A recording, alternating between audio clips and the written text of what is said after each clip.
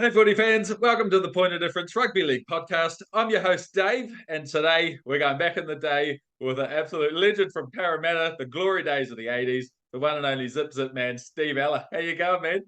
Yeah, I'm good, Dave. How you going, mate? Oh, mate, I'm tremendous. Having you on the show, an absolute legend from that golden era of Parramatta. First New South Wales Blues and Australian Kangaroo on my show as well. So you get to tick a couple of boxes there for me. Thank you very much. Well, it's nice to be here, Dave. So, yeah, I hope you enjoy it. Awesome, man. I'll be looking forward to this one. So it's actually, five-time grand finalist. You won four of them. But before we dive into these amazing achievements of yours, what have you been up to since you hung up the boots all those years ago? I retired, Dave, back in '99. So since then, I've been I was a landscape gardener when I was playing. So I just landscaped for a fair while up on the Central Coast, which is an hour north of Sydney.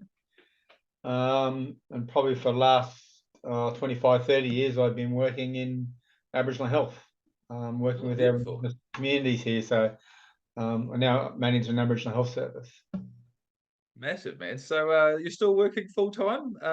Working full time. The wife won't let me retire, so yes, still working. Yeah. And I hear you actually, like we were talking before we started this, you come over to New Zealand last year. What do you think of our wonderful country over here? Oh, I've been there a couple of times, but yeah, the last time I went over a few years ago, my wife and my two young boys, we hired a van and drove around for 3 weeks. So it was one of the best holidays I had, and really loved the joint. So yeah, it was Oh, really wicked, good. man. Nah, we love New Zealand. It's just such a beautiful country. It's not too hot, not too cold. It's pretty good. It Yeah, is. we love it. Right, man. So let's rewind the clock back on your career. Where did you grow up, and what was life like for you as a young fella? I grew up in a little place called La Perouse, which, if you Okay. know Australian history, it's where Captain Cook first landed. Oh, Uh, nice. I didn't know that. the Aboriginal community just a little bit south of Sydney, and in Botany Bay. Yeah, if you're flying to Sydney Airport, you actually see it on the right hand side there, Okay. little headland. So sort of grew up there and spent a lot of time growing up there within the Aboriginal community. And my mum and dad moved us out to a place called Cabramatta, probably about a 45-minute hour drive away. And I actually went to school out in Cabramatta and spent all weekends back at La Perouse on the beach and around the rocks and stuff. But Cabramatta is actually a junior area of Parramatta. That's how come I become a Parramatta junior. So, Okay.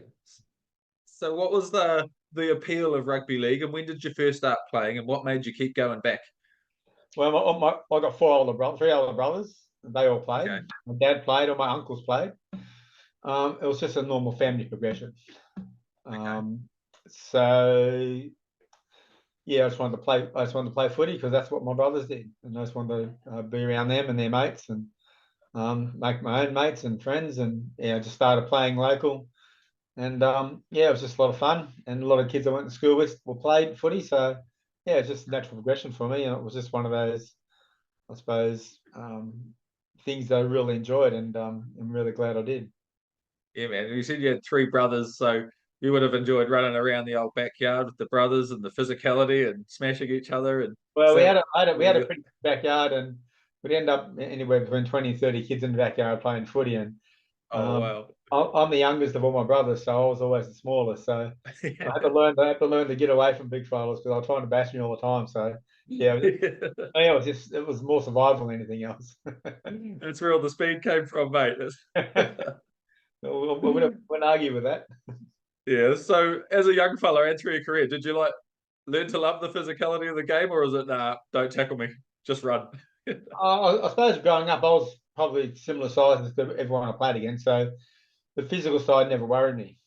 Okay. And it was really, I always enjoyed it. So I suppose the issue for me is I suppose I stopped growing and everyone else kept getting bigger as I got older. So Yeah. when I started playing first grade, I was probably 73 kilo. Oh Um, wow. Slight. so, Slight. but the size, I mean, there was a big difference in size because I was playing against players in their like high 90s, 100 kilos. So the size wasn't the issue. It was more for myself knowing I had to be physically ready. So Okay. yeah, so I trained extra hard because I needed to. Okay. So speaking of training, what did you do back in your younger days to train and to take you to that next level to get through all the the age grades coming through the Parramatta sort of systems? Well, there's a couple of golf courses around where I live, so used to run the golf courses, Oh, and really? a lot of the golf courses had like good hills, and yeah, so I was just undulating, and I was just really Yeah. interesting. So yeah, I used to run golf courses, and I suppose one of the good thing about that is I time myself to do a particular course over the golf course, and I'd always try and beat it. So Okay. that was 18 holes, and trying to do it in as least time as possible, running around it. That's quite a few kilometers, eh? That would be at least what, 7 or 8 kilometers, maybe? Yeah, I can't remember now, but it was a long way. Yeah, be pretty decent. I used to play Yeah, golf. It was a pretty long walk, man, especially the yeah. way I bloody play golf. You'd be going left to right, left to right. Yeah. Don't know Yeah, what the middle of a fairway looks like. I was on top of doing all that. I'd stop at certain places and do push-ups, sit-ups, and a whole range of other stuff as well. So, and I actually really enjoy training. It's one of the things I really like doing. So, Okay. I always did it by myself.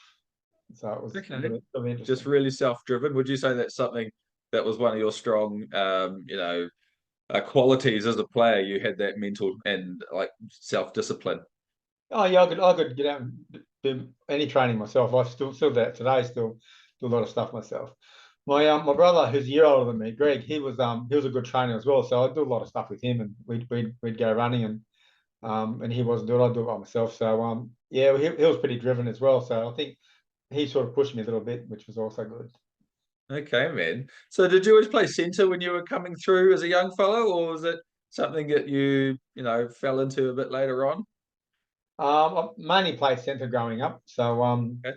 I had a junior team I played for called East Mount Pritchard. We had a really good 5'8", and ended up playing great at Parramatta for a couple of years, and Yeah. we're still good mates today. And his ability at 5'8" allowed myself to be able to be a centre. And I was, as a junior, I was pretty lucky because I had Eric Grothman as my other centre. So That's pretty Eric Grothman handy. grew up with us. So yeah, so we grew up together and played junior football together. And yeah, we had a really good 5'8" inside us. So yeah, I just mainly played in the centres. But in saying Okay. that, playing 5'8" was pretty easy as well. So I ended up playing 5'8" lots of times. So. You did actually when you went over to the UK. I saw you popped up in the halves a couple of times. Yeah, I played Yeah, 5'8" at Wigan, and also played 5'8" at Wakefield Trinity, and that's right. also 5'8" at Parramatta when Brett wasn't playing. So. Okay, all right. So speaking of Parramatta, how did you end up signing and becoming a first grader with Parramatta? What was the journey to getting that first contract? Well, I played a lot of junior rep football for Parramatta, so they had different age groups going through in the rep scene. So I played in their under 13s, under 14s, under 16s, under 17s, I think. And then yeah, the natural progression. The reserve grade coach, a fellow called Lenny Stacker, he come over and met up with Eric Growth and myself, and Okay. asked us, did we want to have a look at, I suppose, the training facilities at Parramatta, and we'll be interested in signing and playing for them. Back in the early days, you normally had to play for the club that you were a junior for. Okay. So the only club we could play for at that time was Parramatta anyway. So Okay. yeah, we signed a contract and started there a couple of weeks later. So what sort of contract was that back in those days? Because it's so different to now. Oh, a contract back in those days would have been $500, and that was a lot of money to me back then. Really? So how old would you have been when you first signed that contract? 17. 17, $500 in your pocket back in the 80s or even late 70s. That's pretty good money. Yeah, that's really Well, good. considering I grew up in a mum and dad are both hard workers, had no money, and we grew up and done the best we could. Yeah. $500 was massive. Wow. I bet you love that. What's the Yeah, first thing you brought? Did you buy anything good for yourself to treat yourself? I gave it to my mum. Oh, what a good man. What a good man. Love it. So what was it like when you rocked up to Parramatta first grade training for the first time and there's your Peter Sterling's, Ray Price, Peter Wynn, like Jeff Gerard and Graham Murray, Eric Growth. Like, was it intimidating or is it just like, wow, this um, is exciting? but Eric and myself, we went there for our first training session, and we met the first grade team. And the guy who was the coach, a fellow called Terry Fernley. So the first grade team were playing touch. So he said, just go on in and join in. So we, Eric and myself, went and played touch with the first grade team. And I mean, even though they were players we'd watched for years, and they were so-called idols at the time, but I was still pretty slow. So me and Eric were pretty quick. So Okay. yeah, they didn't like us playing touch with them because we scored too many tries and they couldn't get hold of us. So yeah, it was a lot of fun. That's awesome. How good is that? How good. So do you remember when you made your first grade debut? Like your feelings and what it was like to finally run out for Parramatta in the big time? Yeah, it was against Cronulla. The first I come on as a reserve against Newtown. Then I come on as another replacement a week later against Western Suburbs, and then I suppose on the third third game of the year, maybe second game of the year, I got picked in the side, and we're playing Cronulla at Cronulla. So I was actually marking Steve Rogers. Oh wow. So he was my idol growing up as a kid. So I got to mark him, and they beat us 25-0. So that was a really good lesson to me. But it was a lot of fun. It was a really hard game down at Cronulla, and yeah, it was just, I suppose, an eye opener to Eric and myself, because it was both our first grade games, and yeah, so from then on it was like, wow, this is a bit different, but yeah, really enjoyable. Man, that's unreal. Marking the immortal, Steve Rogers. He's unbelievable. What a game. Okay, so you actually played what, 4 or 5 matches or so before tragedy struck your career, and you were out of the game for like 23 months. It's because I had I've been doing my research, and I read a Yep. story online. You went through a lot of hardships, in terms of recovery and your home life. And can you Yep. tell us the story of how your career never almost happened and how you came back? Well, I was in first grade and we're playing Manly. It's about a week after we played, maybe 2 weeks after we played Cronulla. So we're playing Manly at Manly. And I was up against a fellow called Steve Knight. Now, Steve, he was about 104, 105 kilo, pretty fast. I got past him and I was running towards the fullback, who was Graham Eady. And Steve Knight grabbed me and jumped on my back from behind. And I felt my leg go. I couldn't hold his weight, and I felt my leg go. And a feeling I probably never felt before. And I couldn't move my leg. And anyway, I mean, that was unlucky, but I was lucky there was a doctor there who was an orthopedic surgeon. And he only just come back from America studying 6 months how to do knee surgeries. Because at that time, they actually weren't doing knee surgeries in Australia. So the only one who just started knee surgeries was a doctor called Merv Cross. Okay. And Dr. Johnson was the second doctor to start knee surgeries in Australia. So he assessed what I had. He sent me straight to St Albans Hospital out near Parramatta, and he come and see me on the Monday morning, done an arthroscope. And he said I snapped both my medial, so I snapped both my cruciates and my medial. That's ridiculous. Oh my God. All three. So he said he had to operate. So he operated on the Wednesday. Yeah. So back in those days, because I didn't know much about knee surgeries, he put plaster from my groin all the way down to my big toes, onto my toes. So I was just full plaster cast. Unbeknownst to Michael or any of the medical staff, when you have major surgery like that, sometimes your leg, if it's restricted, it swells. Well, I swelled up inside the plaster, and I squashed what they call my popliteal nerve, which is a nerve at the back of the knee. So, and the pain was just excruciating. So they cut the plaster off, and when they found out I'd squashed my popliteal nerve, they had to get a neurosurgeon in, because they had to have neurosurgery because I was paralysed from the knee down for about 3 weeks. Hurry up. So I couldn't feel anything. So it took about I had surgery like the next day or 2 days later, and had to have re-surgery again on the nerve a couple of weeks later.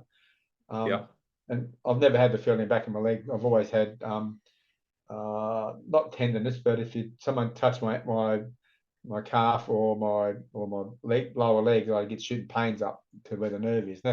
I still have that today. I've always had that since that day. Far out.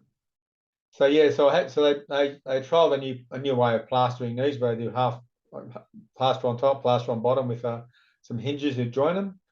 Okay. So they trialed them, and that actually worked really well. So I had that. So realistically, I had infections while I was in hospital.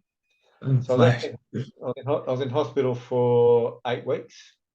Okay. I was in plaster for 7 months. How hard was life with Uh, plaster on your leg? I mean, the worst part the difficult part was my girlfriend was pregnant with my first daughter, Rachel. Oh no. So yeah, so she'd come and visit me,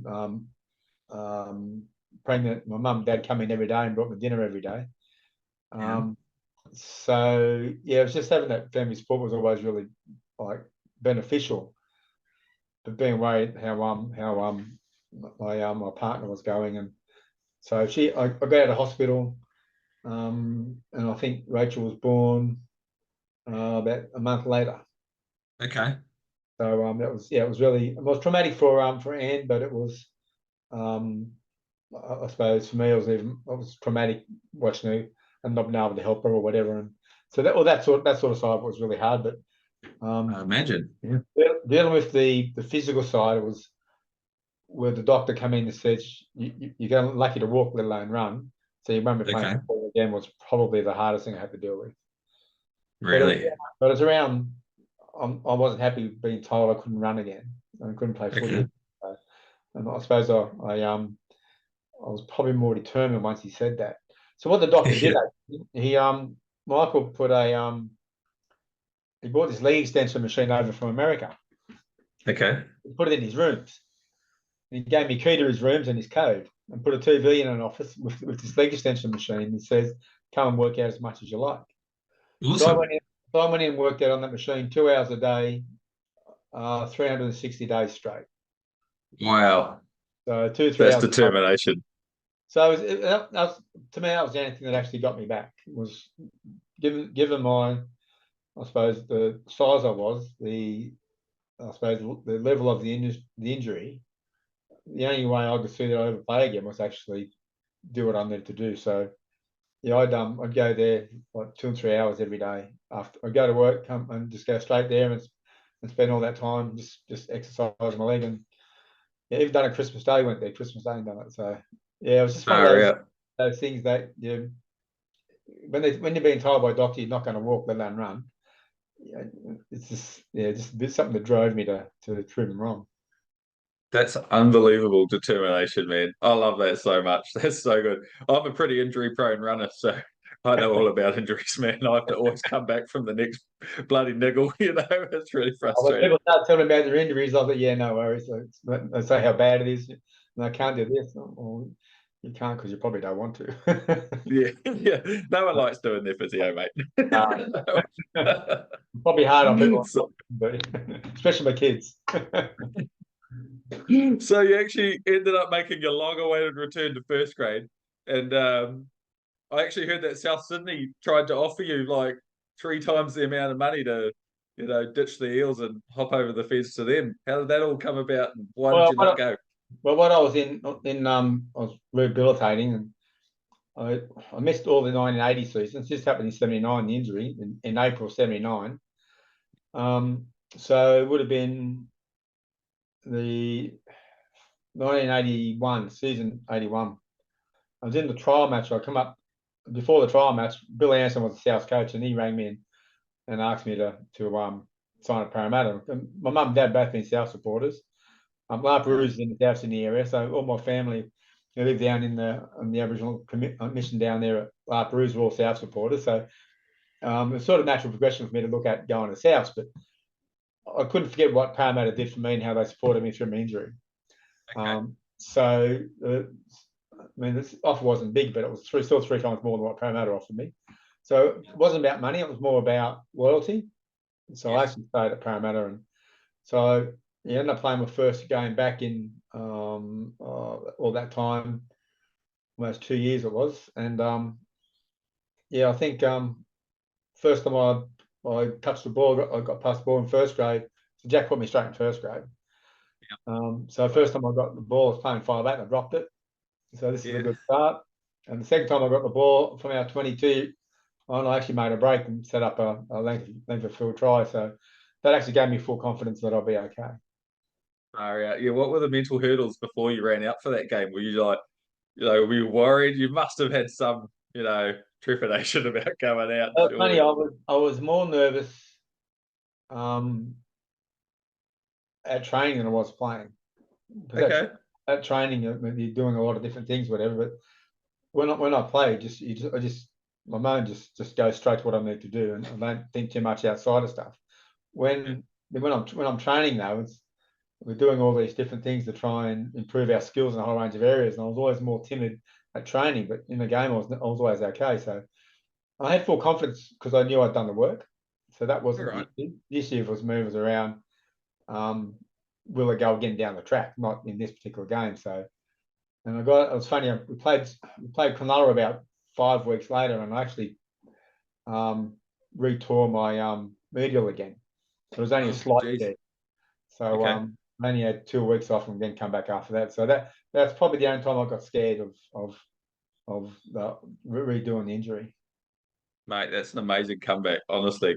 But you had a really good first season. I say good, I mean great. You scored 14 tries, kicked a field goal in there, and Parramatta finished third on the ladder, qualifying for the finals. So as a rookie, like finally making the big time and getting a decent crack, how incredible was it, to go into your first final series with the Parramatta Eels? Well, going into the final series was like really interesting for us because I grew up in junior teams where we always played in finals, and every Parramatta rep team that I played in, we always played in finals. So I always had an expectation that's what we would do. Right. It's not the expectation of the supporters though, because the supporters were so used to Parramatta not doing very well, or they were struggling, or Okay. but Eric and myself had always played in winning teams, so it was, but we always played in winning teams, so we had that mentality was, oh, this is what we're meant to do. Yep. Playing in the final series, firstly against Newtown, I just realised how tough.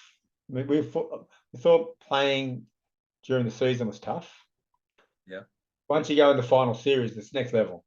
Yeah. It's faster, it's tougher. And Newtown really, they were a really strong side. So then we beat them, and then we played Roosters, Yeah. and You yeah, did. they beat us in the preseason. And we were playing them. We had a 8-8 draw at full time, and we beat them 12-10 in extra time. So Wow. that was just like one of those really tough moments in your life where uh, if you don't tough it out, you're going to get hammered. So we had a really good forward pack. We had a really good coaching staff. Yep. A lot of young guys who didn't pay too much attention to all the media stuff, and we just go out and did what we needed to do, and had a lot of fun at doing it. But what was interesting was the fact that because we'd made our first grand final in a few years, and it was Newtown's first grand final in a lot of years, Yep. all of a sudden the pressure came onto us to be the favourites, and yet we'd never won a competition before. So that Far out. was really interesting. But Yeah. one thing we had in our favour was the coach, and the coach, he actually said, "Don't read papers, stay away from media." Okay. And I suppose the most profound thing he said to us was when he first come to Parramatta, he said, "Put your scrapbooks away. That's for your mum and dad to sort out." So that's Jack Gibson. Yeah, yeah. Okay. So what sort of culture did he bring? So I had a fan question off the Facebook group. Wanted to ask you what culture did he bring? And because Jack Gibson was known for you guys being quite a clean team, like you weren't a dirty, thuggery sort of type of team. How did you guys buy into what Jack Gibson brought to the side? Well, his philosophy was pretty simple. His philosophy was if someone's trying to belt you or gouge you or whatever, if you react straight away, they've won. Doesn't matter how it Okay. turns out. They're taking your mind off the job. His philosophy was you can't start in your job. Doesn't matter what they do to you. You just got to do your job.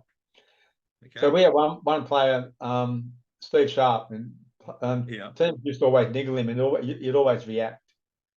And Jack would, in our team meeting, Jack would always ask him why did he react, and he'd say this or that, for whatever reason. And Jack just asked him, "So you think that was worth it?" Okay.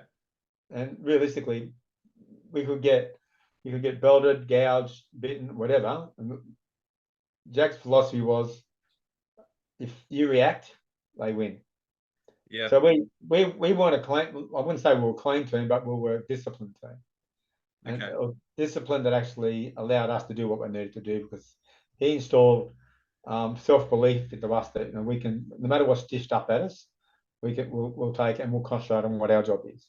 Because we can't, Okay. when you're playing footy, you can't worry about what the other team's going to do.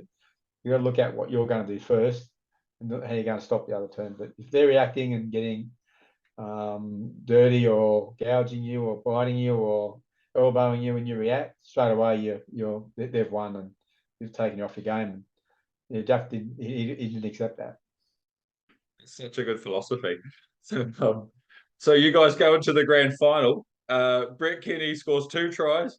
You score a try in your first grand final. You guys won 20-11. You're crowned premiers. What are your memories from the game, the try, and the fanfare, and the atmosphere, and just how massive was it? And what was like, that experience like for you as a Well, young man? I think It the must have first been thing amazing. I think the first thing at half time,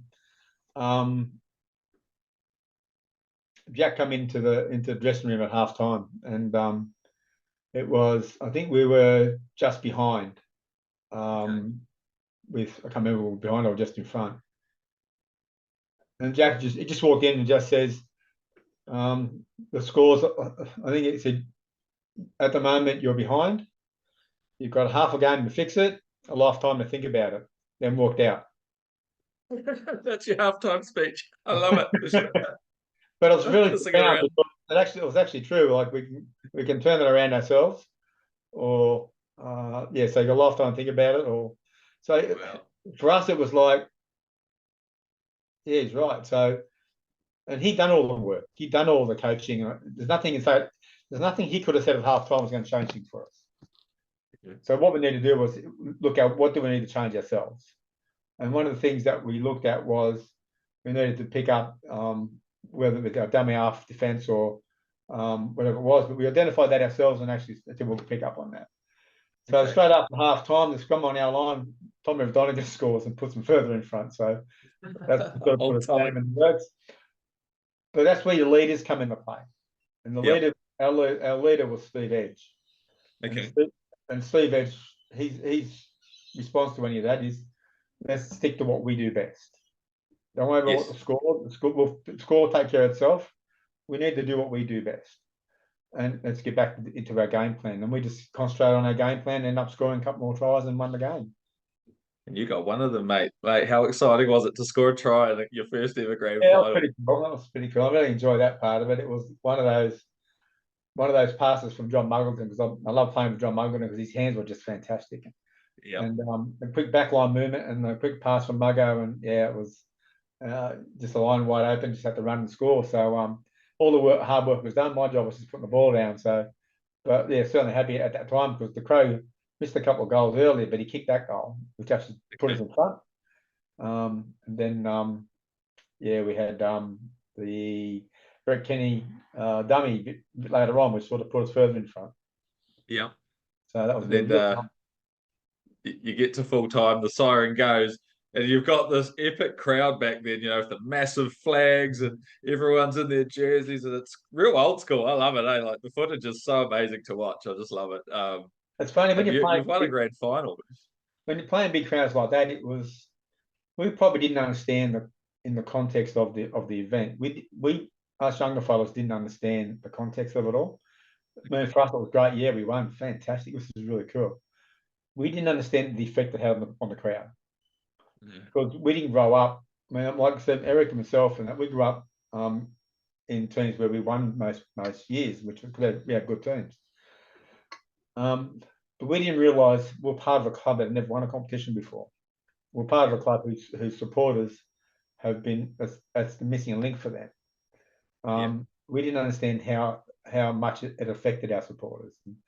Doing the lap of honour, we started to realise when you're seeing grown men crying, and it was just one of those humbling experiences. You don't. It's really it seems surreal. Yeah. It's funny when celebration in the shed. We got on the bus to go back to Parramatta Eels Club, and we're sitting there, and like all those young fellas, we're quiet and just having a quiet beer, and Steve Ed's got on the bus, and he just looked at us, and we're just sitting there and having a like nice chat. And he said, "You guys don't understand what you've done." Actually, no, well, no, he won a game. He says, "No, you don't understand what you've actually done." So anyway, we got on the bus and we got back to Parramatta Stadium. Then when we seen about 20,000 people outside the Parramatta Leagues Club, we had police escort 2 kilometres from the Leagues Club to get us into the Leagues Club. And to see people, then you started to hit, it's like, wow, this is something big. That's when we realised it was something special. Mate, I'll tell you what, if the Warriors ever win a competition, It'll New be Zealand is going to go mental. It will be the same. Yeah. Yeah. And They will. If the Warriors do win a competition, you'll be nothing you've ever seen before. Mate, they come close twice. You know, it was heartbreaking losing 2 grand finals. Well, It's a tough road, the old Warriors, I tell you. Parramatta lost 2 before we won 1, so. Yeah, well, there you go. There's still hope for us yet.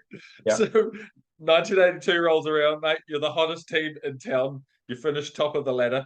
You've scored 23 tries for the season. Mate, you were flying. Like, what was it like, going another level? Did you feel like you were really learning your craft and becoming a seasoned, like, first grader?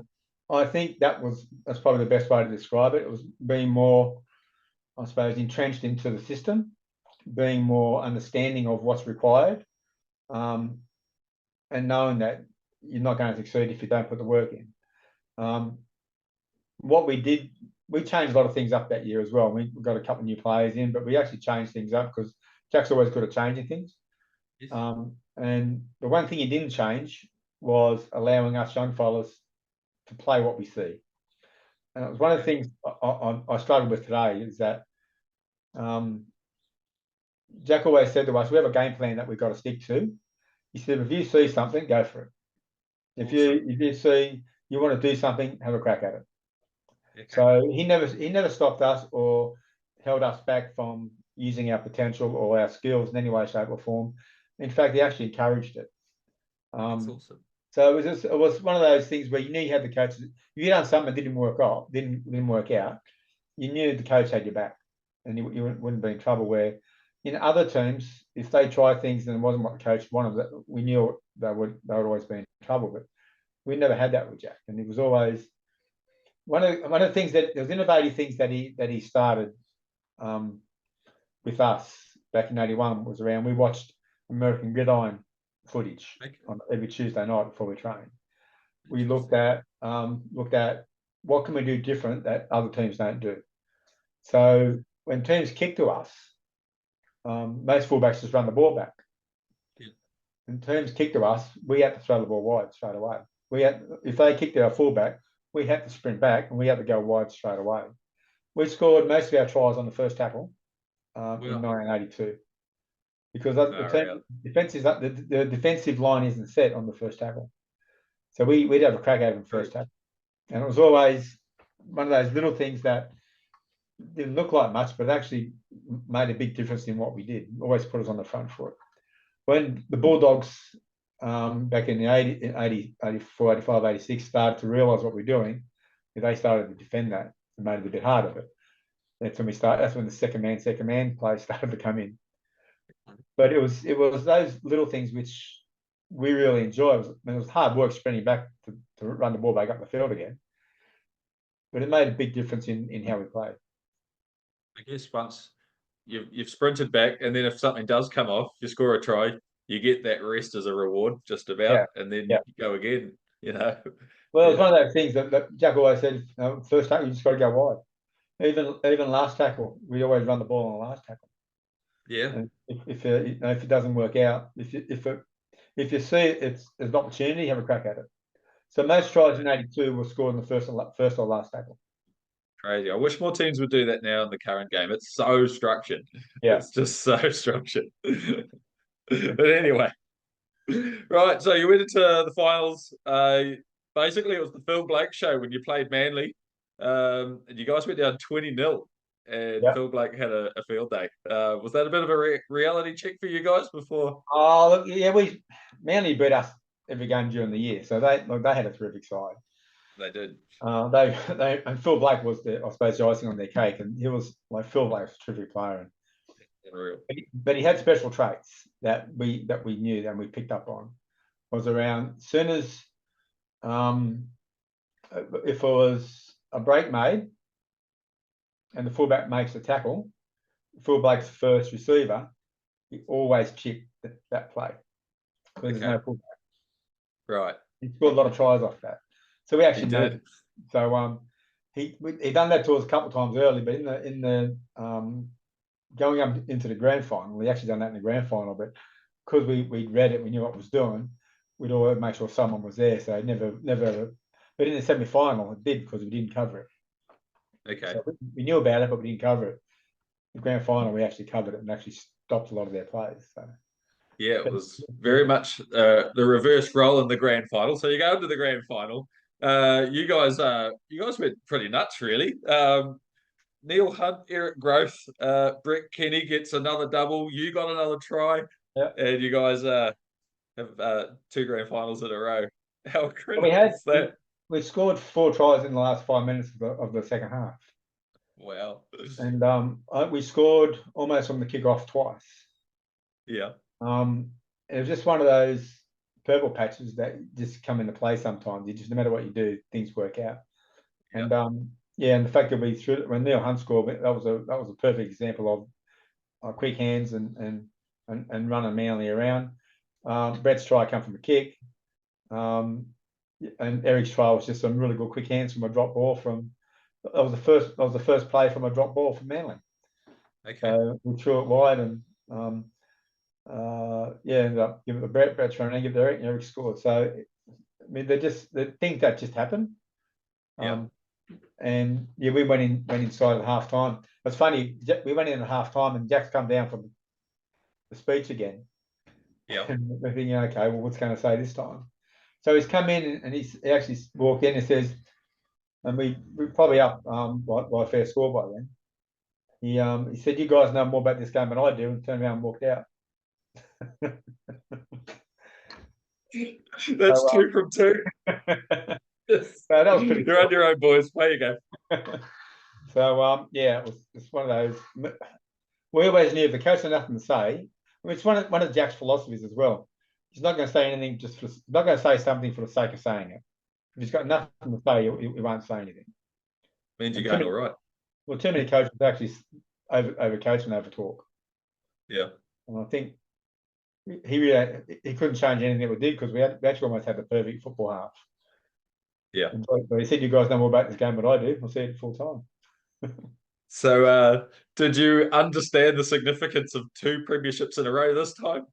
Yeah, I think that's what hit us pretty early. So Okay. that was pretty special. So I mean, I grew up watching grand finals as kids and watched South win a couple in a row and stuff. So I was just, being part of one was just really nice and really special. But it was really nice for my mum and my family. Yeah. I think they got more out of it than what I did, and I was really pleased by that. Yeah. Awesome, man. What was the party like afterwards? It must have been wild. Yeah, I think I got home Wednesday. So we had a couple of nights. Just it was interesting. So I think I got home Tuesday or Wednesday. Well, loving it. Okay, so 1982 worked out very well for you. You got selected for the Kangaroo tour of Great Britain and France, appeared in 12 tour matches, and 1 match against Wales in Cardiff, where you scored 4 tries, equaling the record for an Australian in a full international match. How was that, man? 4 tries in an international game. That's pretty huge. Yeah, that's pretty cool. What are the feelings like? Wow, I mean, that was a Cardiff Park too, so it was in Cardiff. So, it was really nice actually. It was one of those special times. I was played fullback, I didn't play fullback that often, so when I got to play fullback, I enjoyed it. And it was just a really enjoyable learning experience because us younger fellas going over there with a lot of the older fellas, they sort of taught us a little bit about not only how to respect the game and how to train hard, but how to, how to understand the significance of what we were trying to do. And they were just wonderful. All our old fellas were just really educational to us, basically, by Yeah. young fellas. And we had a fairly young Kangaroo team as well, and we all got on really well. And Max Krillich as the captain, him, Rod Reddy, Craig Young, they all made sure all the young fellas were involved in everything and were part of the tour. So they actually made it, and Ian Schubert was instrumental in that as well, and Chris Anderson. They made sure that the whole tour party was one, not split. So it was really Not cool. breaking into factions and going your own way, sort of No, thing. it was really cool. Awesome, man. So on that same tour, you had a game in France against Aquitaine. I think that's how it's pronounced. We scored 7 tries, equaling a record that was set in the 1920s. Yeah, I Do heard you that. remember that at all? Yeah, I That's remember that. crazy. It was wet. It was actually a wet, cold, miserable day, actually. But Yeah. yeah, I probably should have got 9, but Steve Mortimer grabbed 2 of them off me. Bloody Steve, eh? But it was. Look, it's just one of those. Eric Grace we played Rohan in some town, and Eric got 5 tries, and yeah, he was tickled pink. He got 5 tries and whatever, and I think at the time his wife back home was sprouting out that he's this and he's that because he got 5 tries, and I got 7. And she didn't say much after that. Take that, Eric. You got nothing, mate. I reminded him, don't worry. I bet you have. But Oh, yeah, mate, that's awesome. look, it was a lot of fun. It was been in the right place at the right time. Yeah. Just enjoying, I suppose, the opportunity to play with good players. Yeah, man. So there's a bit of a sense of deja vu here because you had another massive season, going into 83. The season opener, you scored a hat trick, smashing Newtown. You scored a try against the Raiders in round 2. Then you scored another hat trick against Penrith in round 3, absolutely destroying them.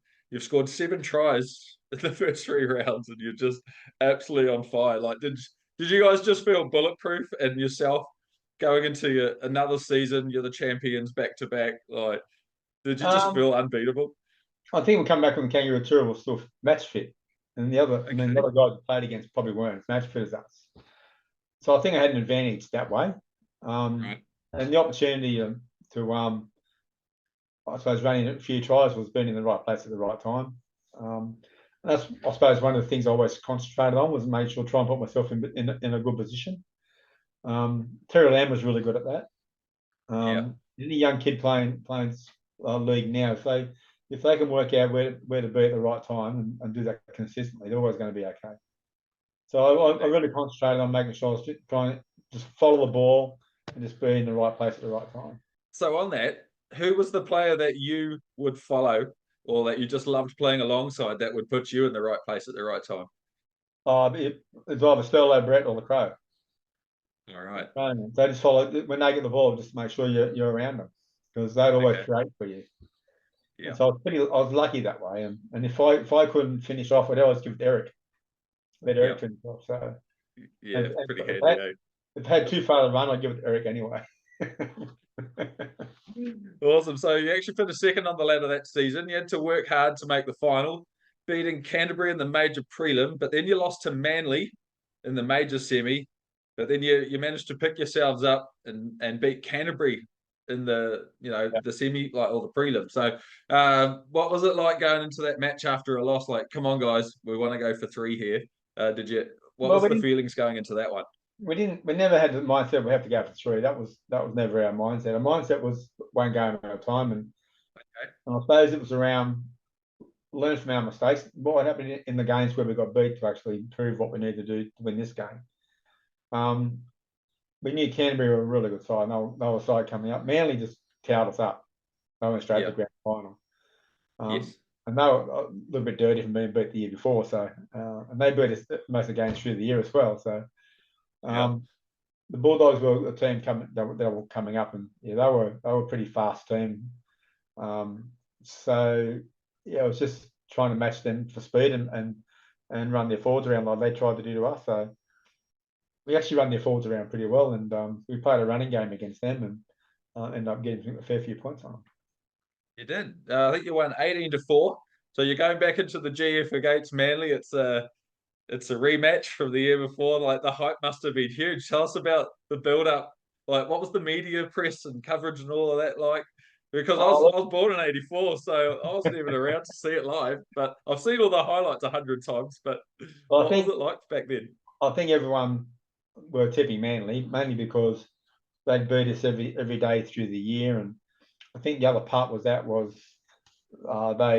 saying that they needed revenge from the previous year, and there's a whole range of things that we, as players, we stayed out of. That was all media, that was all their stuff, and the coach had to deal with all that. Yeah, we just stayed away from all that. We just concentrated on what we needed to do, and I suppose the thing which we looked at was going into the grand final. We looked at what did we do wrong in the semi final for them to beat us by so much. What do we need to fix up? And that's what we concentrated on.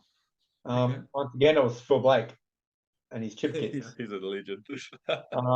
And there was the way that the Manly go from one side and go and swing the ball back the other. And so Ray Brown was dangerous at dummy half. All the things that we spoke about, but didn't, I suppose, look at fixing up in the grand final.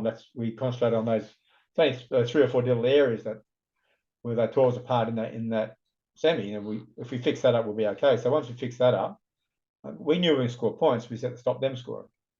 So Right. it was, yeah. So we concentrated on the things we needed to improve on, and we did that. So it was You good. absolutely did. You won 3 grand finals. Brett Kenny does what he does. He scored 2 tries 3 years in a row in a grand final. Man, that's That's good. unbelievable. That's That is, crazy. no one's going to equal that. That is spectacular. Like, It people don't is. realise. I think probably people do realise how good Brett Kenny was. He is He's amazing. the best. He's the best player I've ever seen, even going into what's players in the 60s and 70s, even up to now, Brett's still the best player I've seen. All right. High accolades coming from yourself. But he was. I mean, I just don't think, yeah, I don't think we'll ever see something that special ever again. No, no. I just, like the Panthers have won 3 grand finals in a row, but to have a player score 2 tries in each of them, yeah, what an amazing piece of history. Well, he scored. He got 2 tries disallowed in the grand final a year later when Bulldogs beat us in '84. Unbelievable. So he scored Far out. 2 tries in 3 grand finals. 2 tries in each grand final. That's 6. So in 4 grand finals, it should have been 8 tries. That's crazy. So yeah, Crazy. they disallowed him. Unreal. So also that year you were finally called up to the New South Wales side to play your first Origin series. So where were you and what was it like back then when they like announced the team and hand out your jerseys? Like, how did all that go down for you? You heard it on the radio. So I was just at Okay. home. I was sitting there, I was at home and actually I didn't hear it on the radio. My mum heard it on the radio and she rang me. Okay. Really? Um, yeah, and so on the Sunday night they put it over the radio, and then you'd have to go in to the Sydney Cricket Ground on Tuesday. You were no Monday morning, and leave Tuesday morning to go to Brisbane and Okay. no, you picked on the Monday, leave Monday, play Tuesday. Okay. That's in the early days. So you only you could pick 2 days before, and maybe one training session. Really? That's it. So that was back in the early days, yeah. So then they changed it and they done it a week earlier, so you had a week together. But yeah, first off was you go in, you picked on the Sunday night, meet Monday, go into camp Monday night, play Tuesday. Crazy, crazy. So you were actually originally named to start, but you got dropped to the bench like right at the sort of final hour. Did that sort of frustrate you or affect your headspace in any way?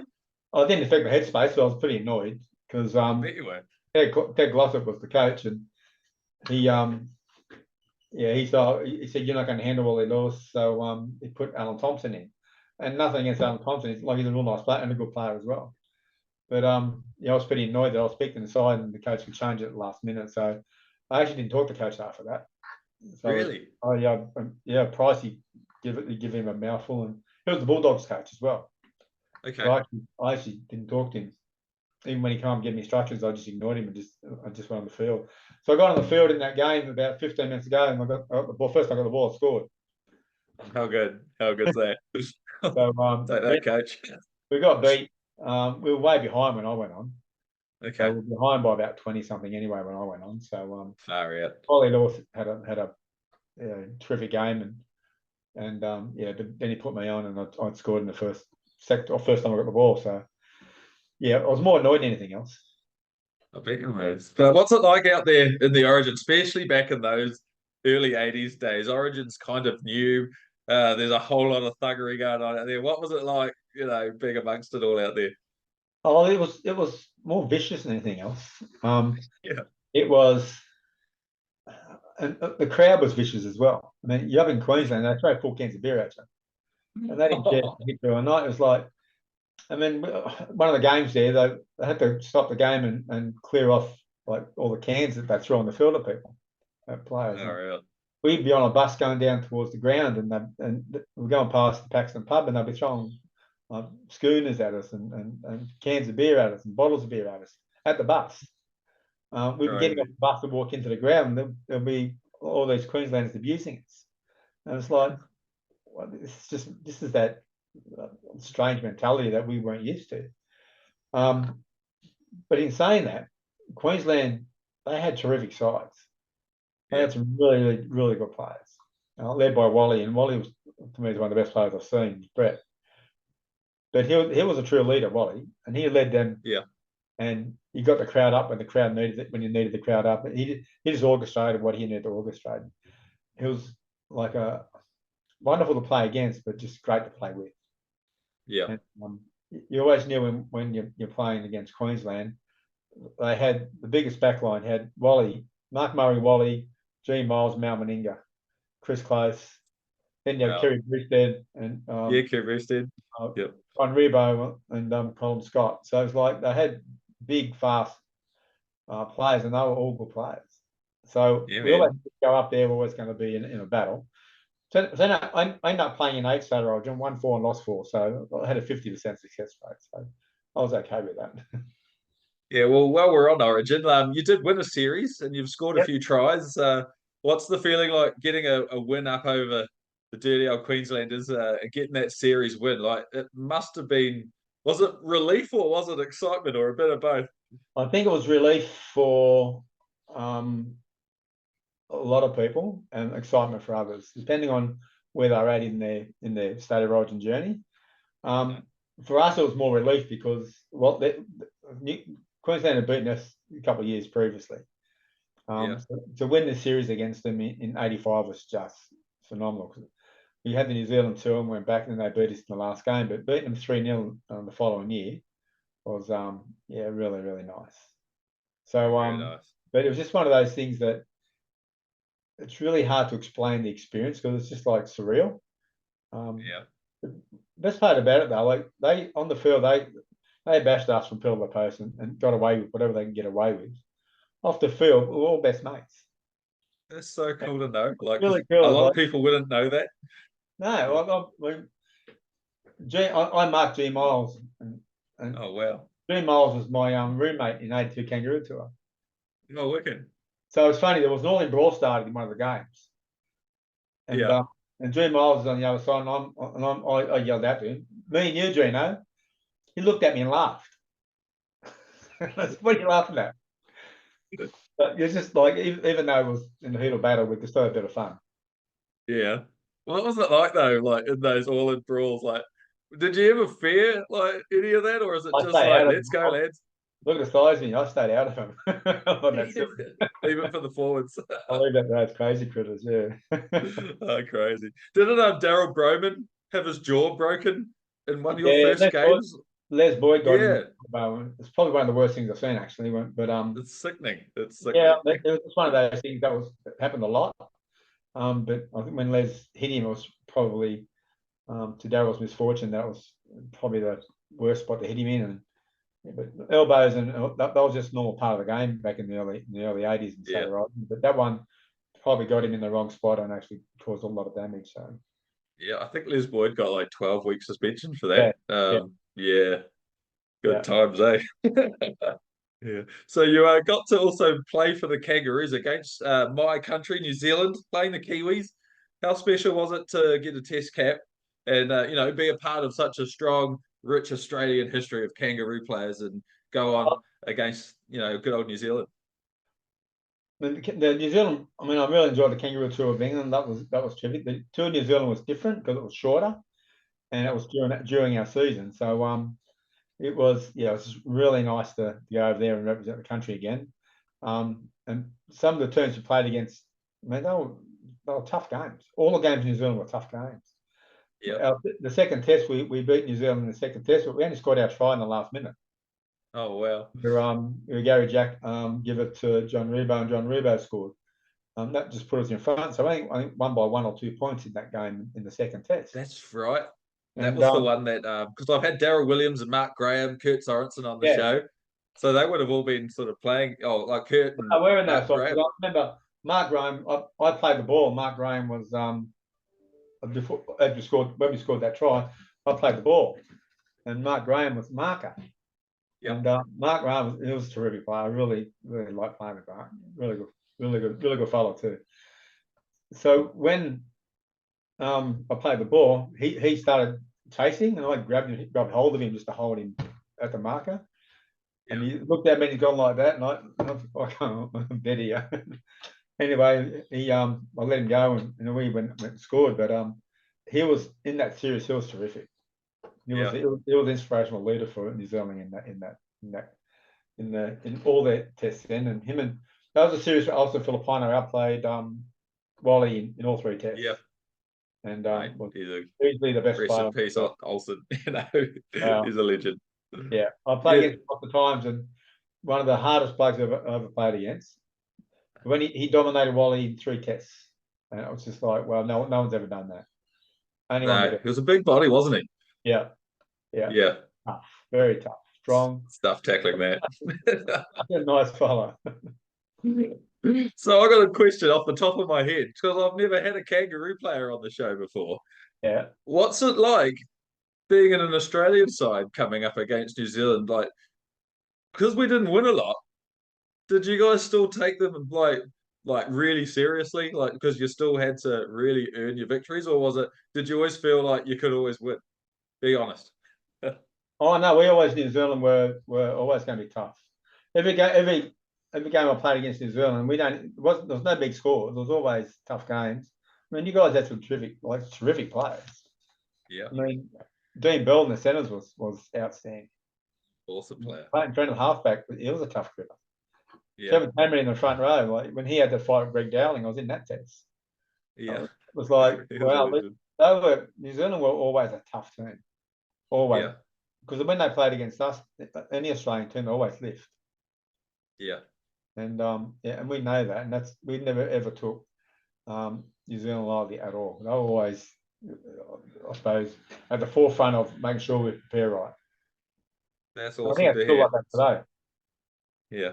Oh, mate, it's pretty even now. I think whoever turns up, 100% focused. If you're just slightly off, you're going to get beat. It's so close now. Yeah, and you players playing for New Zealand who would play out of their skin because they got the jumper on. Yeah, that's what you want, and you want those players to stand up when they put the jumper on because they're representing their country. And New Zealand always have players to do that, and Australia did as well. But when players stand up for both countries, it's a contest. And New Zealand always goes a contest. Yeah, man. I mean, that's the pinnacle of the game for me. Test match footy. I know Aussies love their state of origin, but nothing beats the test match. Australia versus New Zealand. It's the best. I still like test matches. Yeah, man. Yeah, it's the best though. So good. Right. So moving on. 1984. You said Brett Kenny got 2 tries disallowed in the GF. And you guys finally went down in a grand final, losing to the Bulldogs 6-4. Pretty close contest. Like, what are your memories of that grand final, and how heartbreaking was it? Well, I actually don't remember much about that game because I come off after 6 minutes because I snapped my medial ligament again.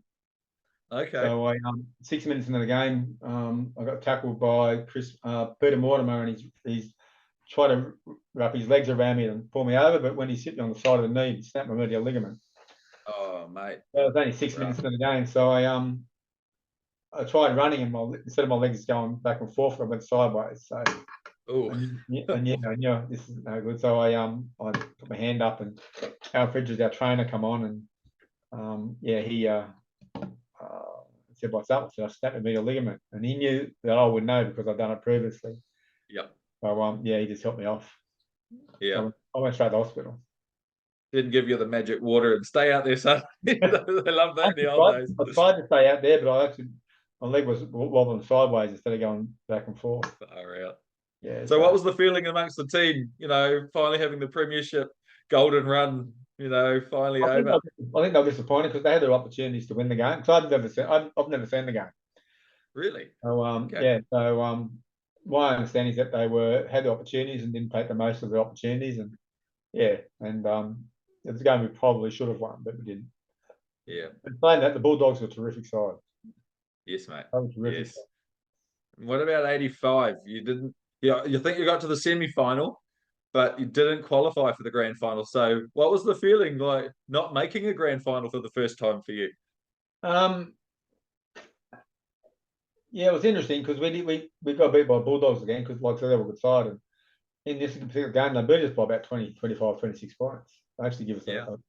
a bit of a toweling. So, yeah, we probably thought we didn't deserve to be in the grand final. Okay. Probably didn't deserve to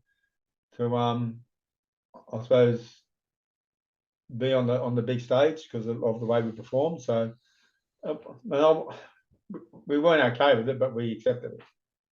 Okay. Yeah. Okay. So, was there any feelings like, oh, we're sort of on the decline or anything like that? Because you guys still, got one game short of the big dance. No, we didn't. We never thought that. We never ever Okay. thought on the decline. We always thought that we were good enough, but yeah, we just didn't play to our potential. So in those big games, you don't play to potential. You're not gonna win those games. So we knew we didn't play to our potential. So yeah, we knew we didn't deserve to be there. Okay. Okay. So, at the end of 1985, you went and played an off season in the UK with glamour club Wigan. How did all that come about, and what were your thoughts about going over to the other side of the world playing in the English comp? Well, I had a really good friend who he'd organised for Sterlo and John Muggleton to play at Hull. Okay. He'd organised the previous year for Brett to go to Wigan, and he'd Yes. organised the previous year for Eric and Neil Hunt and Mark Laurie to go to Leeds. Right. So it would have been going into just before the 85 final against Bulldogs. He rang me and says, "How would you like to go to England and play?" I said, "Oh, I haven't given any thought." I said, "Why?" He said, "Morris Lindsay just called me and said they want someone to replace Brett because Brett played the year previous, Right. and they end up winning Wembley." And so he asked, "Would I be interested in going?" I said, "Oh, yeah, I'll be interested." Yeah. So he said, "Well, when you play your last game," he said, we'll give you a week to get over there." So anyway, we played the game the next week, which was against Bulldogs in the semi-final, and they beat us. So on the Tuesday or Wednesday, we were on a plane going to England. So it happened really quick. Crazy. Yeah. So So was it like a real like, oh God, what have I got myself into moment, or like nervous well, as yeah, like? well, they had no idea where I was because I've been there in 82. I had a bit of an idea. Okay. I really enjoy playing in those conditions, so I knew what I was going to. It was the first time, I suppose, I had the opportunity to take my wife and my kids. Awesome. So yeah, so we went over there and we got there, flew into Manchester airport, got there about 6:30. Morris Yeah. Lindsay picked us up, got out of customs, whatever, about 7:15 or around that time. Morris Lindsay picked us up and he says, "How you feeling?" I said, "Oh, I'm pretty tired, jet lagged." He said, "Do you want to play tonight?" He said, "We're playing St Helens in the semi-final of Lancashire Cup." That's right. Yep. I said, "Yeah, why not?" Go on, let's do it. So they went and booked us into a hotel, and I had a sore back from the previous game, and went and got physio and got that sorted out, and ended up playing that night. So it was really cool. Unbelievable. What was that like as an introduction to the UK? Like, going out to a massive game. But the funny thing about it was we played against a semi-final against St Helens in the Lancashire Cup, and I was on the bench and I got put on with 15 minutes to go. Yeah. I got put on at 5:08. Anyway, we'd made a break, and the fullback made the tackle. My first thought was, fullback would chip this, So I got the ball and I tipped over top and regathered and scored under the post. Yeah. First Oh, time, first time I touched the ball. So that was a really good introduction to England. I loved you after that. And I thank Phil Blake for that because that's what I was thinking about when I actually did that. That's what Oh, he would mate, Phil Blake's one of my favourite all-time players. He'd be have. in my top few just for what he did. Because he was the first try scorer at the Warriors. He played awesome. I like the Yeah, Warriors. So, yeah, yeah, he's a pretty special player, eh? yeah. Unreal. Good old. But that's good that he inspired you. Yeah, well, that's my first thought. But fullbacks made the tackle, no one's at home. And so Blake he'd chip here, so I thought I'm going to have a crack at it. So he ended up scoring. So I ended up winning that game by about 4 points or something. So Well, yeah, nice, straight into the final. So you had Ellery Hanley on your side. What's it like playing with one of the UK greats in Ellery Hanley? look, they brought Ellery probably 2 weeks after I got there. Brought him Yeah, over, and he's a real character, Ellery. I really love playing with Ellery. yeah, Um, he'd always, I mean, as a 5'8", you try and create. Ellery was always, don't create for me, just give me the ball. yeah. So my job was easy. I just get the ball and pass it to Ellery and follow. Easy. And it just made life so much easier because he wanted the ball in his hands. And Yeah. every time I had the ball in his hands, he'd create. So I just follow him. So Okay. it was really, really enjoy playing with him. And it was tough. He got bashed and he got hammered, but he was tough. But a good Yeah, player. man. He Well, was as a good. young fella, when I used to find all those Winfield Cup highlight videos, because I was only young when Ellery came over to Balmain Tigers. Yep. But I used to watch all the highlights of him playing for Balmain and their grand final runs, at 88, 89. And Yeah. man, he could play. It was Ellery was, unbelievable. the better side if he had good players around him, if he had good players around him growing up, would have made him a better player because he was a good player Yeah. on his own. When he played with really good players, it actually made him a better player. Okay. And I Yeah. really, I love playing Valerie. That's so good. So, like you said, you went into that Lancashire Cup final against with Wigan against Warrington. You Yep. absolutely destroyed them, 34-8. You scored 2 tries. Everything's coming up roses for Steve Eller in the UK. Just how massive was it for you, like proving yourself in the UK comp? I didn't think I needed to prove myself, but because Brett was there a year previous and he was outstanding for him, I didn't want to go over there saying I'm here to replace Brett. I just wanted to go over there and enjoy myself, and play the footy I know I could play. So yeah, I played 5'8", which I really enjoyed. And that gave me the freedom to direct the team around the park. I mean, we actually played the Kiwis in my second or third game over there, That was a and touring match, wasn't it, from the yeah, Kiwis? and Yeah. and we beat them. Yeah, you did. I know. It was like 14-8 or something Yeah, like that. I can't remember the like exact score, but every opportunity I had, I turned the Kiwis around. I sort of kicked them out of the game a bit because always, and this is one thing that they didn't really understand, which in Australia we did, is around field position is really important. yeah, So where you are in the field can determine whether you're going to win the game or not win the game. So if we kept turning the Kiwis around and they're always running back to try and bring the ball forward, yeah. not only ties their forwards out, but it keeps them away from our line. And Okay. so that was around making sure that if we're going to play them away from our line. If they're on our line, they're going to overpower us. So if the opportunity I had the ball, I kick deep and we chase and they have to work back, kick to us. So I'd kick on a second, third, fourth tackle sometimes just to Okay. turn them around. And Yeah. it actually worked for us. Ended up winning 14-8. Yeah, it's It's pretty cool actually. amazing, eh? What a great victory to put in the old memory bank. Being a national side on tour, I love that. That Yeah, happened a lot, eh? Like even in New Zealand when the Great Britain sides would tour, like we'd had like Canterbury, like provincial side, would yeah, beat Great Britain occasionally, and like Auckland could beat Australia every now and again. It was yep, yep. such a good time of provincial footy in New Zealand and all Well, around the world. sometimes that the games was really hard to get up for. Yeah, But I never had any trouble getting up for them because I think you're playing for your country. You still got to go out and perform, and it was always enjoyable. So yeah, so good, eh? So if that wasn't enough, you played 5-8 in the John Player Special Trophy final against Hull KR. You've got another victory here, winning 11-8. Having a magnificent season. Do you ever like look back and go, "Holy crap!" I won a lot of major trophies and competitions during my time. I don't. No, I don't think back. I don't. the thing which I liked about those games was I got man of the match in both those games. Yeah. So it's given those trophies to Wow. my kids. So I don't store trophies or whatever. I give them to my kids, and Yeah. it's really good for them. So in both those games, I've gave both my daughters one of those trophies each. That's awesome. They give you big cups and whatever, and big plates and stuff. So yeah, Yeah. so I give that to my daughters, and I know they really appreciate it, which is good. But it just showed how good a side we were in regards to um, being able to provide the opportunity to teach a lot of the English players how we play over here. And it was more around because they were very conscious around the attack's got to be great. Yes. I thought my conversations were with our defence isn't any good. It doesn't matter how good we attack, the other team's going to score. And then it's who scores Yeah. more points. So we actually done a fair bit of work on defence. And I sort of work with the coaches around that because I was there with Greg Dowling. And Greg Okay. Dowling was really good, really big on defence as well. Yeah. And yeah, me and GD got on really, really well.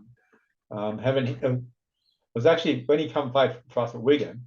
That was after the test, just after the test where him and Kevin Tammany had that fight. Yeah. Yeah. The good one on And it. when we played Warrington, Kevin Tammany was a front row for Warrington, and Greg Dallin was Right. a front row for Wigan. So, and look, this ultimate respect for each other, and it Yeah. was like never any issues. It was just the ultimate respect for each other, and in the Warrington team in the Lancashire Cup final, they also had Phil Blake, Les Boyd, and Brian Johnson. So they had Crazy. four. And Phil Blake was in that team, and so he was the halfback Yeah. for Warrington. So He got around some clubs, that Phil Blake, didn't he? yeah. Far out. So yeah, it was just a lot of fun. But winning the first two competitions over there that were on offer was really nice. Really nice for to Absolutely. be part of that. And you got 21 tries in 23 games. Would you say that the English style suited your game? Oh, 100%. Yeah. Yeah. I really enjoyed it. It was the way I run, the way that I carry the footy, it was just the wet weather sort of suited my game more anyway. Okay. And playing for Wigan gave me the opportunity to, I suppose, to play some of my best footy and being allowed to the freedom at 5'8" to organise the team how I needed to organise them was it was probably one of the most enjoyable times I had playing footy. Yeah, man. I think that's amazing. Honestly, just go over there and dominate, like just like that. So good. Well, I mean, playing the footy was one part of it. The most important part for me was the way that they structured I suppose, their social outings with the team and clubs. And they were Yeah. much more social than what we were. After games, they go back to the opposition's ground and whatever, and have a feed and have a few beers and Yep. mingle with the other team. But we didn't ever do that here Okay. in Australia, and going over there and doing that was great. On a Saturday morning, if we trained Saturday morning, all the boys would go to the pub for a schooner or a pint on a Saturday Okay. morning. It's like Awesome.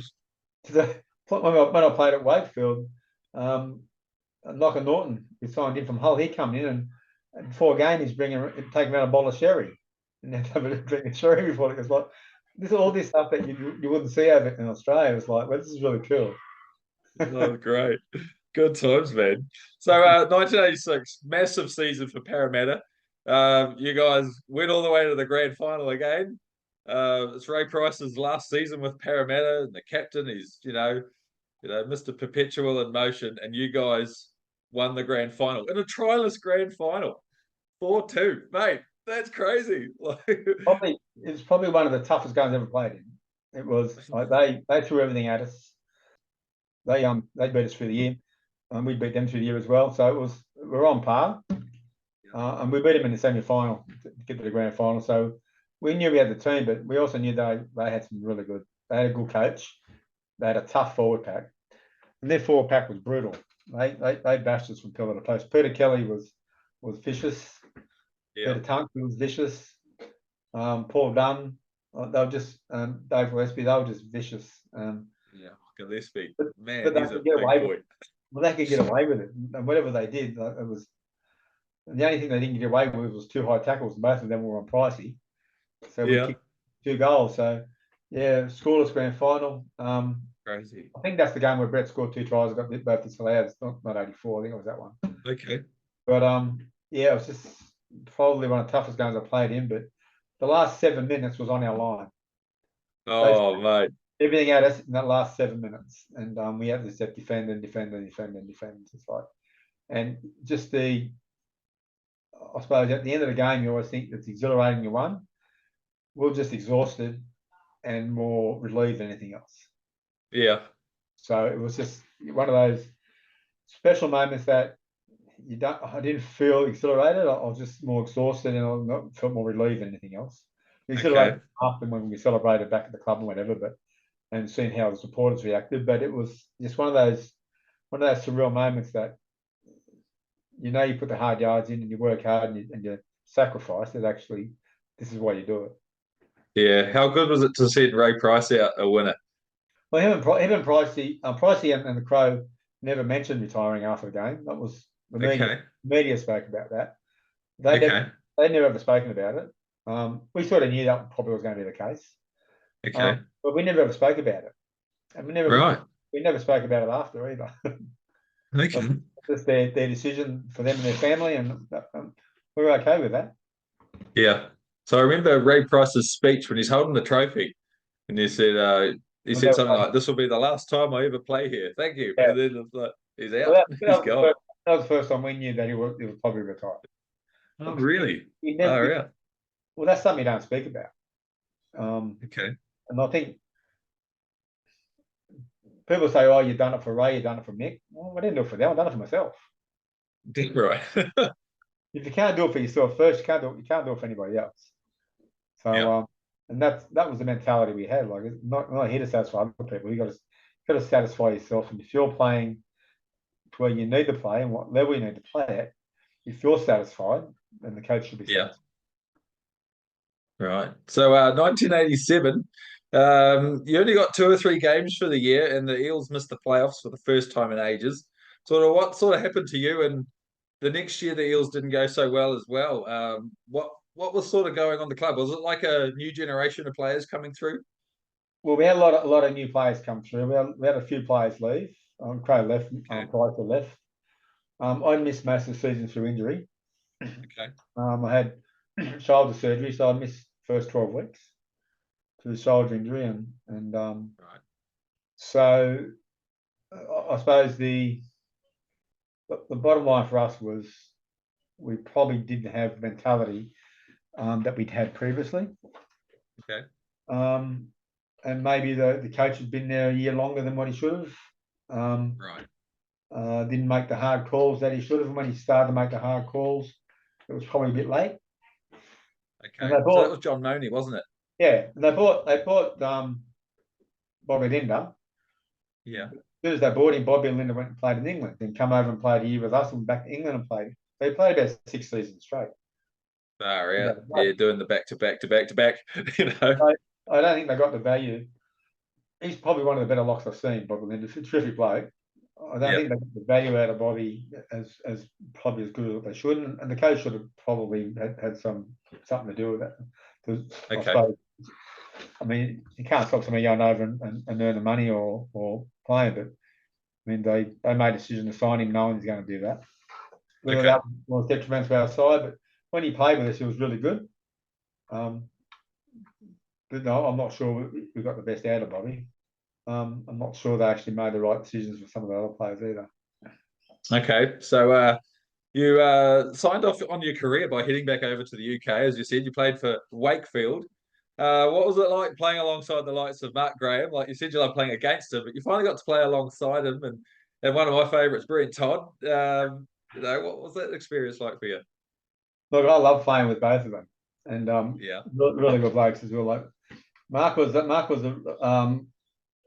me, it was a really good ball running, ball playing second row, size, strength, and I could run off him all day. And Yeah. it's Great something offload. such a nice bloke, but just a really good player to play with. And Toddy was Yep. tough. I had a local last with Toddy. Toddy was tough, and Yeah. yeah, just playing with both of them. I really enjoyed the time I actually played with both of them. Yeah. Really. So have you got any other experiences at Wakefield? Was there any big matches you got to play in with them? Well, with Wakefield, we're probably there, probably the first 6 games. We won our first 6 games. Yeah, We beat Wigan, Warrington, Hull, yeah. all the three top sides of the competition. They've actually come up from second division to play them in first division. We actually beat those three teams. Wow.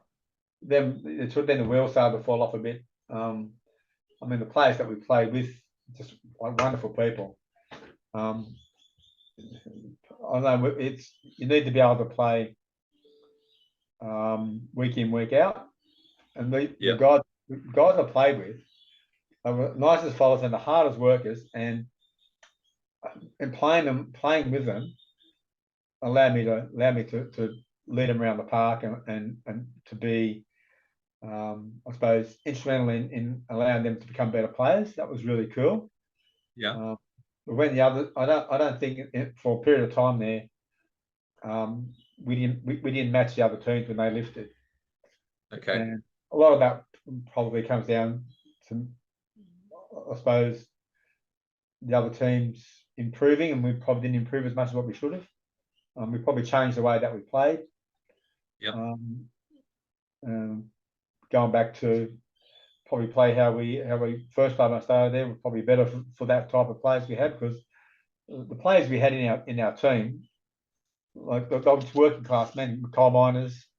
Yeah. Um, so it was in a working class town, and they just loved their footy. They just loved their beers and loved like each other's company, and that's what I really loved about Wakefield. Um, when we weren't winning games, it's a bit more difficult. When we're winning games, it's a really Yeah. uplift of the town, Okay. being a working class town. So look, I loved it over there. Playing with Toddy was great. Playing with Mark was terrific. And then Yeah. James Littlejohn come down and play with us. That's right. Yeah. Three James of the greats. James come down from Hull and played with us, and I played against him in test matches and in club matches and whatever. But playing with him, yeah, it was really cool. I Yeah. didn't realize how good James was until you play with him. Awesome. So good, man. So good. Well, I want to finish off with a few fan questions. Paul Paulson wants to know how close were you with Gary, Glenn, and Mark? Very close. I was with Gary on the weekend actually. Okay. So yeah, their dad and my dad are brothers. Yeah. We grew up in different areas, but we spent a lot of time together. Um, the area they grew up in, rugby union was big. The area I grew up, mum took us out to Parramatta. There was no rugby union out there, so rugby league was a natural progression for us. What a lot of people don't understand was Mark Glenn and Gary are league players. So they took their league skills and over to rugby, and that's how they developed the running game, because that's what we do in league. We run the footy. So they took the running game over to rugby and Uh-huh. revolutionised rugby in utilising the running game. And Mark and Nice. Ben and Gary were just sensational at it. So yeah, we're very Awesome. close. That's cool, man. So Tony Timms wants to know, do you think there was or ever has been a better side than the Eel side you were a part of? Look, I don't like to compare teams. The Broncos teams in the 90s was fairly good.